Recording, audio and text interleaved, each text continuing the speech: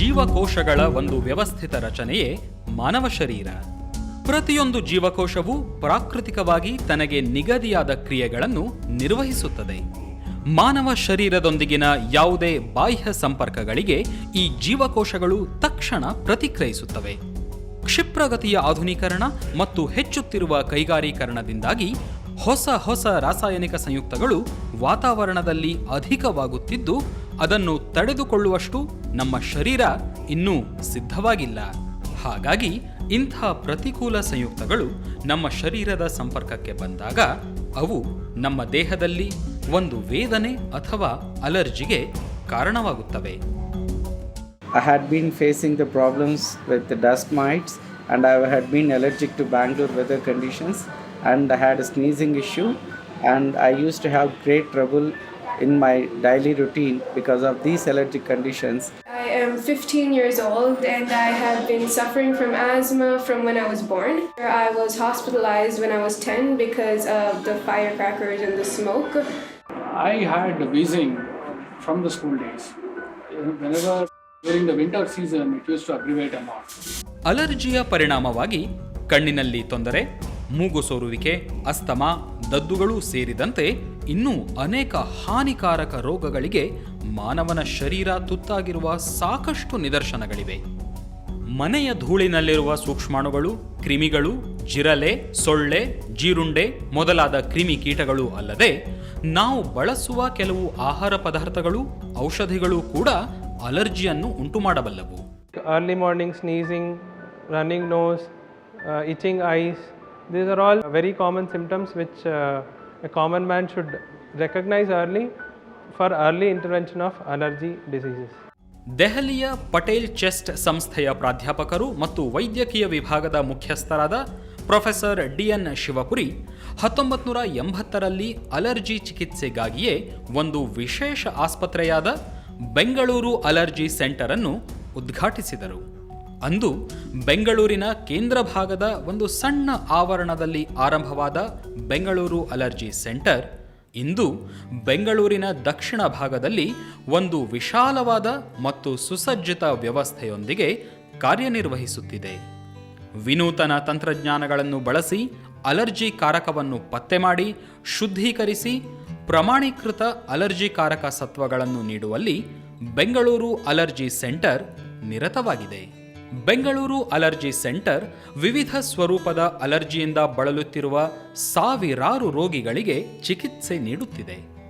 ಹಲವು ವರ್ಷಗಳ ಅನುಭವ, ಪರಿಣಿತಿ, ಅಲರ್ಜಿಯ ಬಗೆಗಿನ ಸಂಪೂರ್ಣ ಅರಿವು ಮತ್ತು ಅದಕ್ಕೆ ಸೂಕ್ತ ಚಿಕಿತ್ಸೆ ಇವೆಲ್ಲವುಗಳಿಂದಾಗಿ ಇಂದು ಬೆಂಗಳೂರು ಅಲರ್ಜಿ ಸೆಂಟರ್ ಅಲರ್ಜಿ ಚಿಕಿತ್ಸಾ ಕ್ಷೇತ್ರದಲ್ಲಿ ಮುಂಚೂಣಿಯಲ್ಲಿದೆ.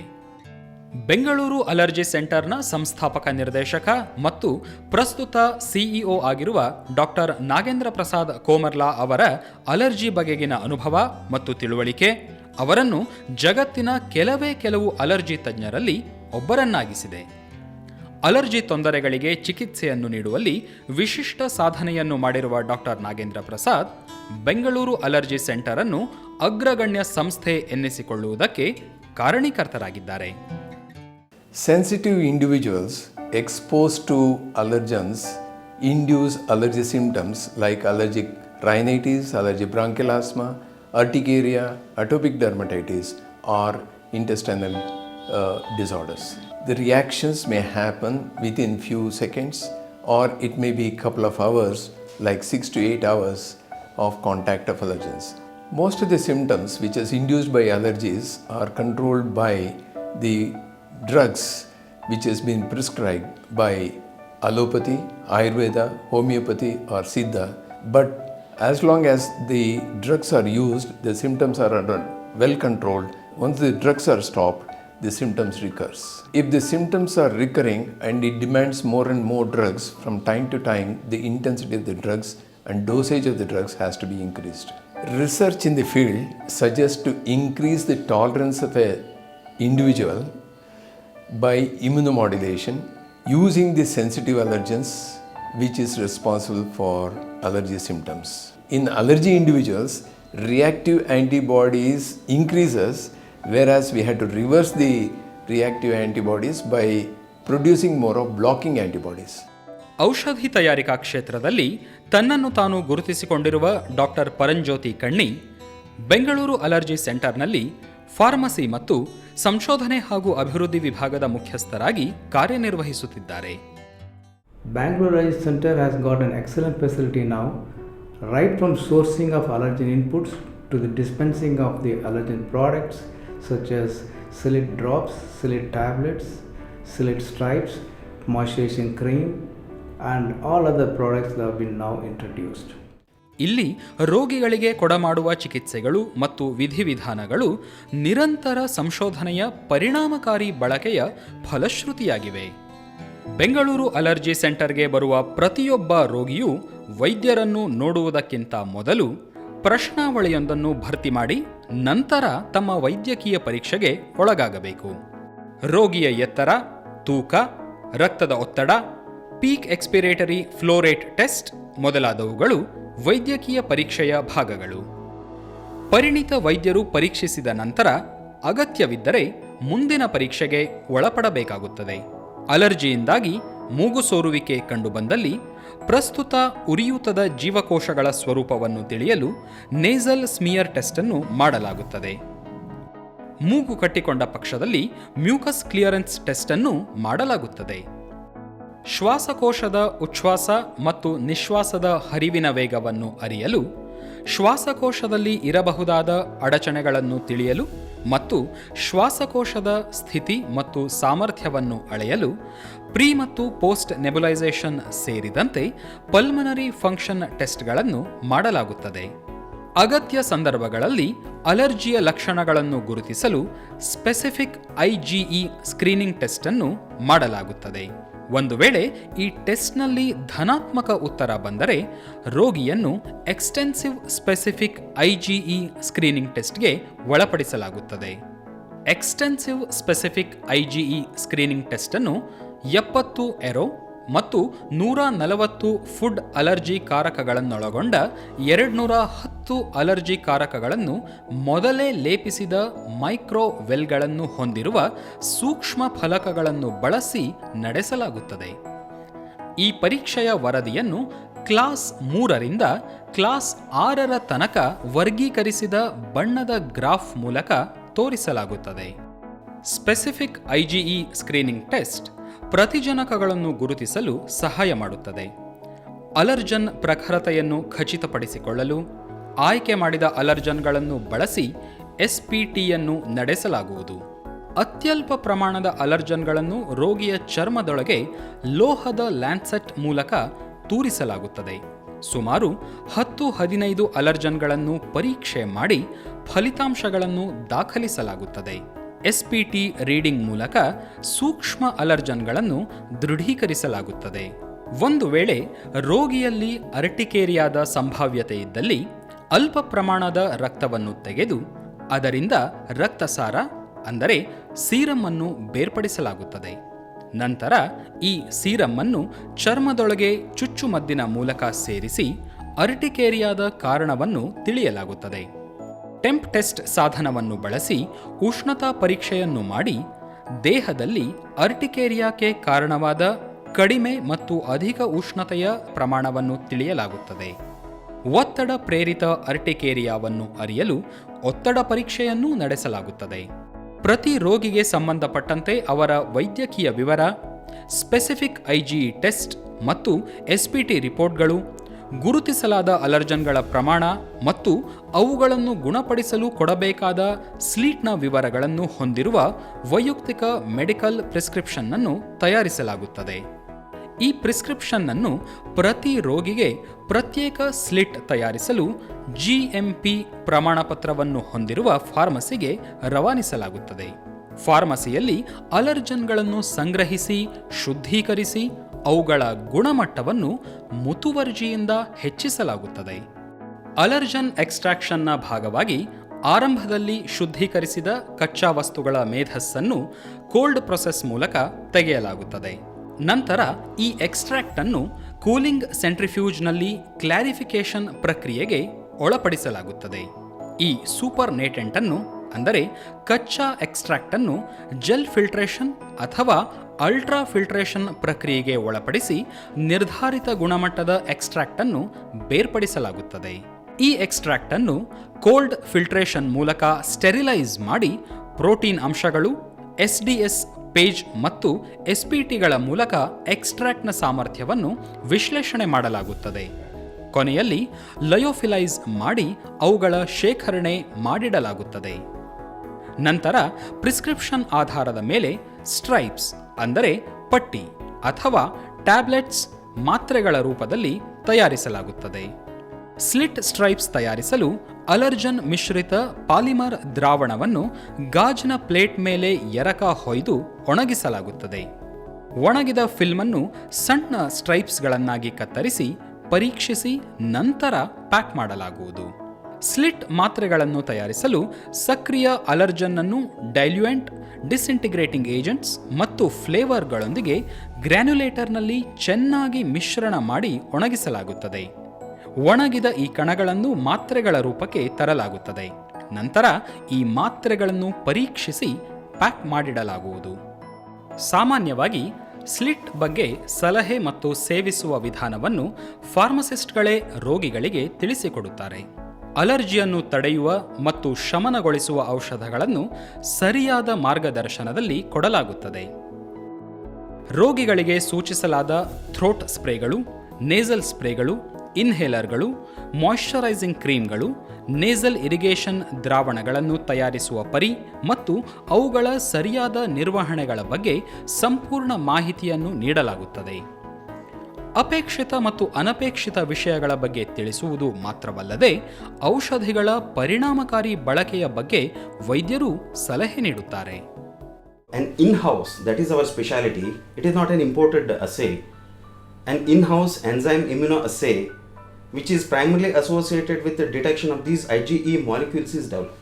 In a long-term management of allergy disorders, identification of the culprit of allergen is very much necessary. Once the sensitive allergen is identified, you can avoid that particular allergen so that the symptoms can be brought down to normal. But sometimes it is ineffective and needs a intensive treatment. The allergen-specific immunotherapy is prescribed in the form of injections, which is known as SCIT. And if it is in the form of oral, it is known as a SLIT. SCIT and SLIT are personalized medicine which is prescribed for a particular individual. Adherence to SLIT is more than SCIT. SLIT is friendlier. SLIT has to be used for 3 to 5 years, and SLIT prevents new sensitization and enhance tolerance. ಹೆಚ್ಚಿನ ರೋಗಿಗಳು ಇಂದು ಪಡೆಯುವ ತಾತ್ಕಾಲಿಕ ಉಪಶಮನಕಾರಿ ಔಷಧಗಳ ಬದಲಾಗಿ ವ್ಯಕ್ತಿಗತವಾದ subcutaneous ಇಮ್ಯುನೋಥೆರಪಿಯ ಮೂಲಕ Bengaluru allergy centre ರೋಗಿಗಳಿಗೆ ಶಾಶ್ವತ ಪರಿಹಾರ ಒದಗಿಸುವಲ್ಲಿ ಯಶಸ್ವಿಯಾಗಿದೆ. ದೀರ್ಘಕಾಲೀನ ಔಷಧೀಕರಣದ ಮೂಲಕ ಅಸ್ವಸ್ಥತೆಯೊಂದರ ಉಪಶಮನ ಇಲ್ಲಿಯ ವಿಶೇಷತೆಯಾಗಿದೆ. ಶುದ್ಧೀಕರಿಸಿದ ಮತ್ತು ಪ್ರಮಾಣೀಕೃತ ಅಲರ್ಜನ್ಗಳನ್ನು ಸರಿಯಾದ ಪ್ರಮಾಣದಲ್ಲಿ ಕೊಡುವ ಸಬ್ಲಿಂಗ್ಯುಯಲ್ ಇಮ್ಯುನೋಥೆರಪಿ ಸ್ಲಿಟ್ ಇತ್ತೀಚೆಗೆ ಉತ್ತಮ ಫಲಿತಾಂಶವನ್ನು ನೀಡುತ್ತಿದೆ. ಬೆಂಗಳೂರು ಅಲರ್ಜಿ ಸೆಂಟರ್ನ ಸಂಶೋಧನಾ ತಂಡ ಸ್ಲಿಟ್ ಅನ್ನು ಮೊಟ್ಟ ಮೊದಲ ಬಾರಿಗೆ 2003ರಲ್ಲಿ ಓರಲ್ ಡ್ರಾಪ್ಸ್ ರೂಪದಲ್ಲಿ, 2009ರಲ್ಲಿ ಬಯೋಸಬ್ಲಿಂಗ್ಯುಯಲ್ ಫಿಲ್ಮ್ಸ್ ರೂಪದಲ್ಲಿ ಹಾಗೂ 2013ರಲ್ಲಿ ಸ್ಲಿಟ್ ಮಾತ್ರೆಗಳ ರೂಪದಲ್ಲಿ ರೋಗಿಗಳಿಗೆ ಒದಗಿಸಿತು. They have standardized the culturing technique. It is very good that now they have been able to come out the extracts of these mites in the form of tablets. ಸ್ಲಿಟ್ನಲ್ಲಿ ವೈದ್ಯಕೀಯ ದಕ್ಷತೆ ಮತ್ತು ಚಿಕಿತ್ಸೆಯ ಅನುಸರಣೆಯ ಮಟ್ಟ ಹೆಚ್ಚಿನದಾಗಿದೆ. ಅಲರ್ಜಿ ಚಿಕಿತ್ಸೆ ಹೆಚ್ಚು ಪರಿಣಾಮಕಾರಿಯಾಗಿರುವ ಸಂಸ್ಥೆಗಳಲ್ಲಿ ಸ್ಲಿಟ್ ಪ್ರಮುಖ ಪಾತ್ರ ವಹಿಸುತ್ತದೆ. ಅಲರ್ಜಿಗಳನ್ನು ಗುರುತಿಸುವಲ್ಲಿ ಮತ್ತು ಚಿಕಿತ್ಸಾ ಫಲಿತಾಂಶವನ್ನು ಹೆಚ್ಚಿಸುವಲ್ಲಿ ಈ ಎವಿಡೆನ್ಸ್ ಬೇಸ್ಡ್ ಮೆಡಿಸಿನ್ ಸಹಕಾರಿಯಾಗಿದೆ. Starting I had been given drops, 5 drops a day I had to take every day. That happened for almost 2 years, and then it came to SLIT. That also for another 1.5 years, and then came the tablets. Tablets are most easiest to take.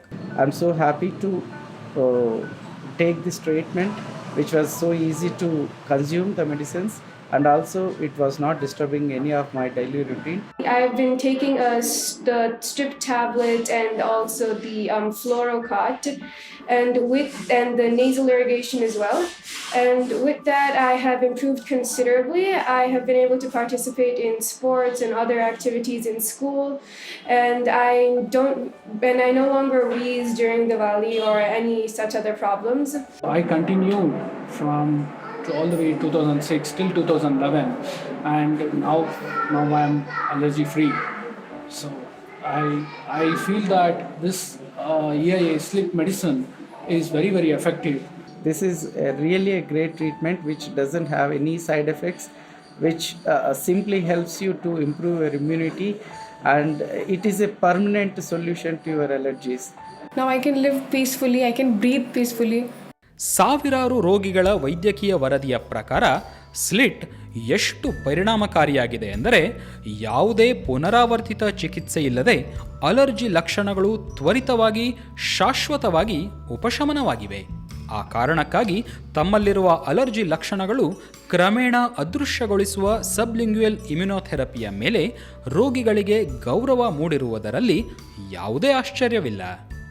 ಕ್ರಮೇಣ ಅದರಲ್ಲಿ ಇಮ್ಯುನೊಥೆರಪಿಲಿ ಹೊರಗಿಂದ ಬರ್ತಾ ಇದ್ದ ವಸ್ತುಗಳು ನಮ್ಮಲ್ಲೇ ತಯಾರು ಮಾಡ್ಕೊಳ್ಳೋಕ್ಕೆ ಶುರು ಮಾಡಿದ್ವಿ. ಯಾಕಂದರೆ ಕಾಸ್ಟ್ ವೈಸ್ ಜನರಿಗೆ ಹೆಲ್ಪ್ ಆಗಲಿ ಅಂತಂದು ಕಡಿಮೆ ಕಾಸ್ಟ್ಗೆ ಕೊಡಬೇಕು ಅಂಥೇಳಿ, ಮತ್ತು ಅದು ಲೈಫು ಚೆನ್ನಾಗಿರಬೇಕು ಅಂಥೇಳಿ.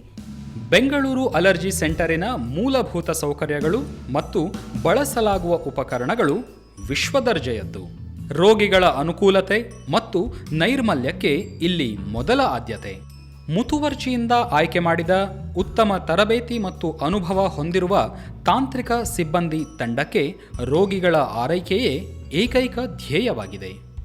ಪ್ರಪಂಚದಾದ್ಯಂತ ಹಲವು ನುರಿತ ತಜ್ಞರು ಬೆಂಗಳೂರು ಅಲರ್ಜಿ ಸೆಂಟರ್ನ ಭಾಗವಾಗಿದ್ದಾರೆ. And I'm amazed and impressed with Dr. Prasad and his associate Dr. Paranjyoti's work in this allergy field. They have improvised basic slit therapy to suit the Indian conditions. Dr. Prasad certainly has reached a new higher level in his clinical practice and has become a leading allergist. We used to do monitoring of airborne pollen every day and consolidate the results in a week. So weekly reports we used to give, and that was very, very useful for allergy specialists. We have adopting the internationally accredited system that is called a Nordic system, and each hour the quality control also been in place. Particularly, each extract has been subjected to electrophoresis and ELISA testing. So usually because we are going to confirm, okay, this is the allergy, these allergens are present. Bengaluru allergy ಸೆಂಟರ್ನ ಬೆನ್ನೆಲುಬು ಎಂದರೆ ಅಸಾಧಾರಣ ಸಂಶೋಧನಾ ಸಾಮರ್ಥ್ಯ. ಇಲ್ಲಿನ ವೈದ್ಯರು ಮತ್ತು ವೃತ್ತಿಪರರು ಅನೇಕ ರಾಷ್ಟ್ರೀಯ ಮತ್ತು ಅಂತಾರಾಷ್ಟ್ರೀಯ ಸೆಮಿನಾರ್ಗಳಲ್ಲಿ ತಮ್ಮ ವಿಚಾರಗಳನ್ನು ಮಂಡಿಸಿರುವುದು ಮಾತ್ರವಲ್ಲದೆ ಹಲವಾರು ನಿಯತಕಾಲಿಕೆಗಳಲ್ಲಿ ಇವರ ಬರಹಗಳು ಪ್ರಕಟವಾಗಿವೆ. All that were very clearly and very scientifically were taken up for study. So this center, I feel, has done a great job. Bengaluru allergy centre ಹಲವು ಬೌದ್ಧಿಕ ಹಕ್ಕುಸ್ವಾಮ್ಯಗಳನ್ನು ತನ್ನದಾಗಿಸಿಕೊಂಡಿದೆ. ಜಗತ್ತಿನ ಅನೇಕ ವಿಶ್ವವಿದ್ಯಾಲಯಗಳ ಮತ್ತು ಪ್ರಮುಖ ವಿಜ್ಞಾನಿಗಳ ಜೊತೆಗೂ ಬೆಂಗಳೂರು ಅಲರ್ಜಿ ಸೆಂಟರ್ ಕಾರ್ಯನಿರ್ವಹಿಸುತ್ತಿದೆ. We have been having a strong collaboration with Bangalore Allergy Center. Right now we are working on a novel technology called as microneedle technology. Microneedle technology is basically consisted of micron size